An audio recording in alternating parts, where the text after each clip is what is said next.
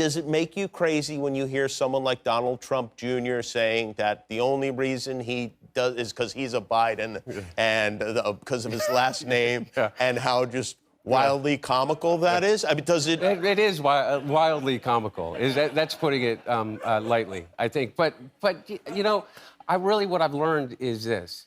Is that I don't spend too much time thinking about that. I do. I think about it all the time. Yeah. I'll think about it for you. Well, maybe that's why, because I have other people to think about it for me. Okay, guys. I got a bite because I saw this thing. I was scrolling through my Google alerts. We're going to talk Hunter Biden. Hunter Biden, I read, apparently, Hunter Biden just shaded Trump's sons for only being successful because of their dad. Wow.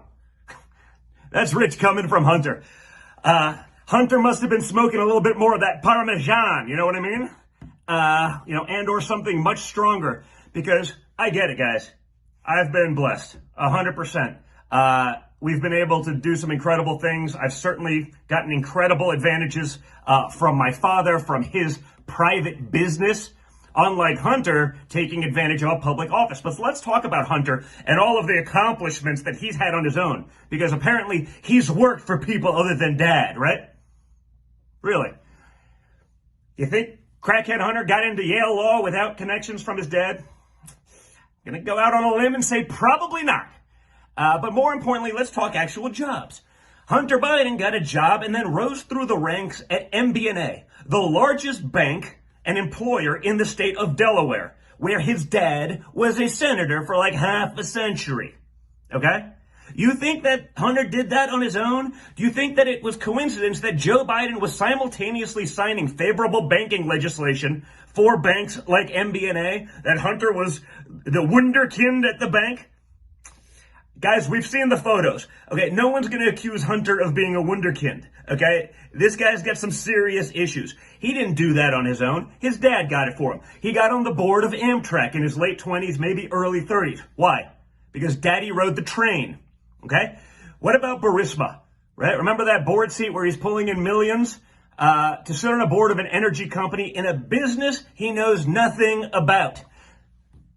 What about the billion-dollar investment from the Chinese into Hunter, who had essentially done no investing prior to that? They don't do that unless they're buying access, which of course they were doing. Okay? Hunter hasn't done anything on his own. Hunter's just parlayed off of his father's taxpayer-funded office for his entire life. And again, I get it, guys.